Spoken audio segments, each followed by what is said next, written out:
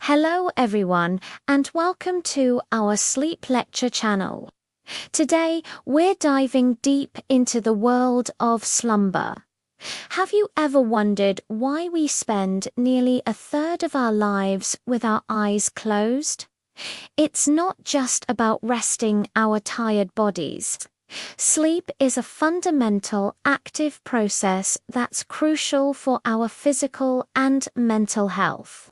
Think of it as your body's nightly maintenance crew, working hard to repair, recharge, and get you ready for the next day. So, grab a comfy seat, maybe a warm drink, and let's unravel the mysteries of sleep together. First, let's talk about what happens when you finally drift off. Your sleep isn't just one long, uniform state of unconsciousness. It's a dynamic journey through different stages, cycling throughout the night. We typically go through 4 to 6 of these cycles, and each one lasts about 90 minutes. It all starts with non-REM sleep, or NREM, which is divided into 3 stages. Stage 1 is that lovely, drowsy feeling when you're just starting to doze off. You're easily awakened, and you might even experience those weird muscle twitches or the sensation of falling. It's a very light stage, a transition from wakefulness to sleep. Then you enter stage 2. Your heart rate and body temperature drop, and your brain waves slow down. This is where you spend about half of your total sleep time. It's a more stable stage of sleep, and it's harder to be woken up. Your brain is busy consolidating memories and processing information from the day. Think of it as your brain's filing system, sorting through experiences and deciding what to keep and what to discard. It's incredibly important for learning and memory. Next up is stage 3, the deepest stage of NREM sleep. This is often called slow wave sleep. During this phase, it's very difficult to wake someone up. If you are woken, you'll probably feel groggy and disoriented for a few minutes. This is the prime time for physical restoration. Your body repairs and regrows tissues, builds bone and muscle, and strengthens the immune system. For growing kids and teenagers, this stage is absolutely essential. It's when growth hormones are released. So, for all the parents out there, a good night's sleep is non-negotiable for your children's development. After navigating through the deep waters of NREM sleep, we surface into a completely different world, REM sleep. REM stands for rapid eye movement, and it's named for the way our eyes dart back and forth behind our closed eyelids. This is the stage where most of our vivid, story-like dreams happen. Your brain activity during REM sleep looks surprisingly similar to when you're awake. Your breathing becomes faster and irregular, and your heart rate and blood pressure increase. But here's the fascinating part. Your major muscles are temporarily paralyzed. This is a safety mechanism called atonia, and it prevents you from acting out your dreams. Imagine dreaming you're flying and actually trying to take off from your bed. Atonia keeps you safe and sound.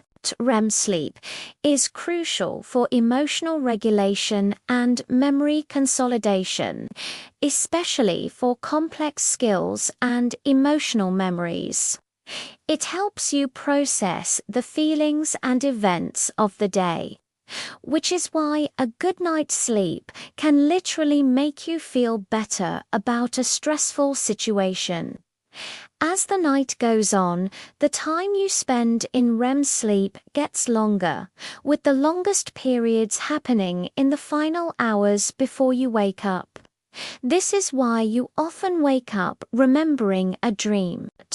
So you have this beautiful, intricate dance between NREM and REM sleep happening all night long.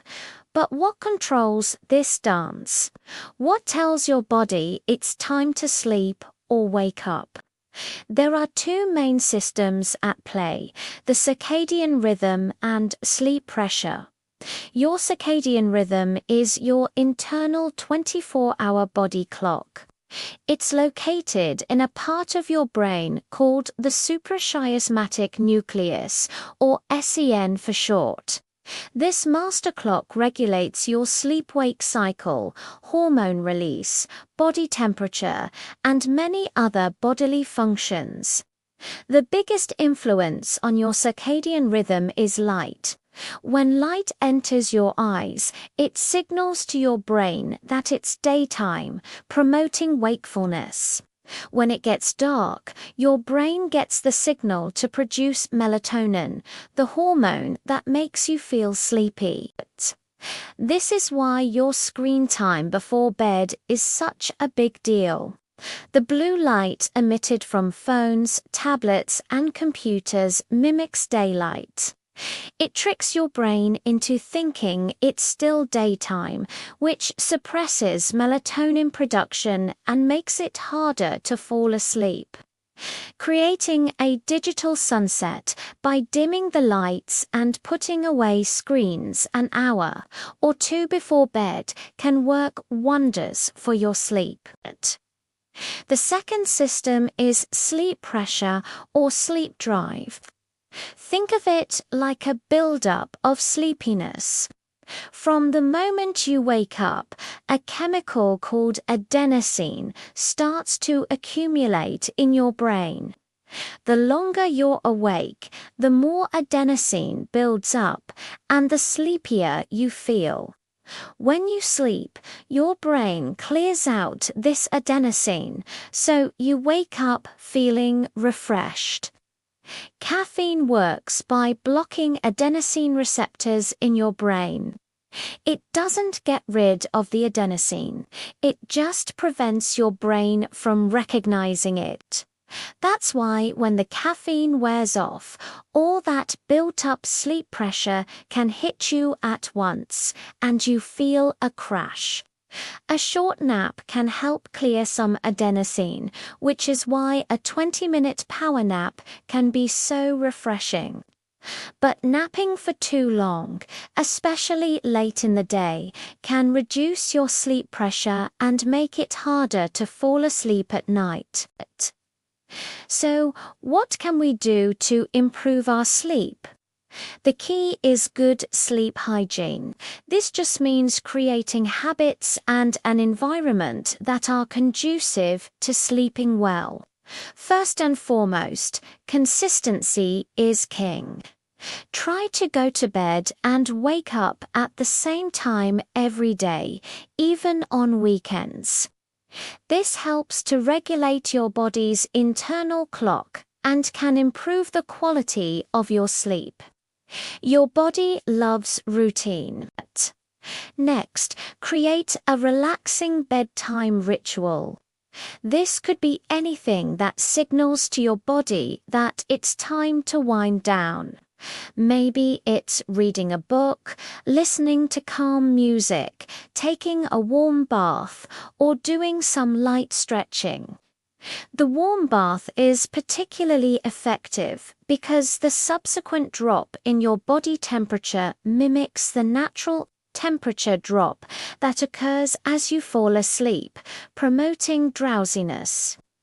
Avoid stressful conversations or activities right before bed. Your bedroom should be your sanctuary for sleep. Optimize your bedroom environment. It should be cool, dark, and quiet. The ideal temperature for sleep is generally between 60 and 67 degrees Fahrenheit, or about 15 to 19 degrees Celsius. Use blackout curtains, an eye mask, or earplugs to block out disruptive light and noise. Make sure your mattress and pillows are comfortable and supportive. Your bedroom should be associated with sleep and relaxation, so try to avoid working or eating in bed. Pay attention to what you eat and drink. Avoid large meals, caffeine and alcohol before bedtime. While a glass of wine might make you feel drowsy initially, alcohol actually disrupts your sleep later in the night, particularly REM sleep. It can cause you to wake up more frequently, and as we discussed, caffeine can linger in your system for hours, so it's best to avoid it in the late afternoon and evening. Regular physical activity is also fantastic for sleep, but timing is important. Exercising during the day can help you fall asleep more easily at night. However, try to avoid vigorous exercise too close to bedtime, as it can raise your core body temperature and have a stimulating effect, making it harder to wind down. What if you're lying in bed and just can't fall asleep? The worst thing you can do is lie there tossing and turning, getting more and more anxious about not sleeping.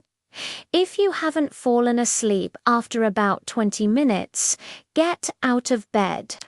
Go to another room and do something relaxing in dim light, like reading a book or listening to quiet music. Don't turn on bright lights or look at your phone.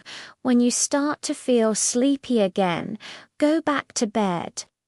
This helps your brain maintain the strong association between your bed and sleep, rather than your bed and frustration.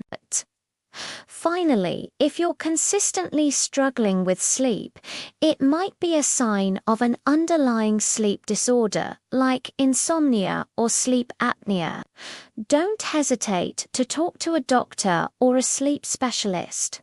These conditions are treatable, and getting help can make a world of difference. Your mental health is also deeply connected to your sleep. Anxiety and depression can cause sleep problems, and poor sleep can worsen symptoms of anxiety and depression.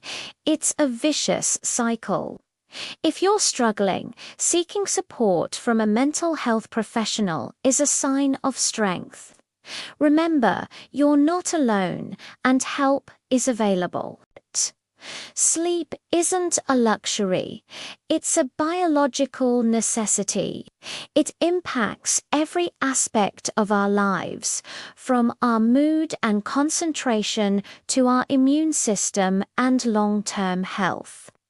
By understanding the science of sleep and practicing good sleep hygiene, we can unlock its incredible restorative powers and wake up ready to live our best lives.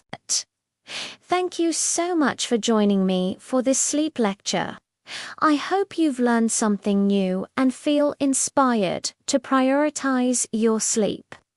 If you found this helpful, please give this video a thumbs up and subscribe to the channel for more deep dives into the world of slumber. Sweet dreams, and see you next time.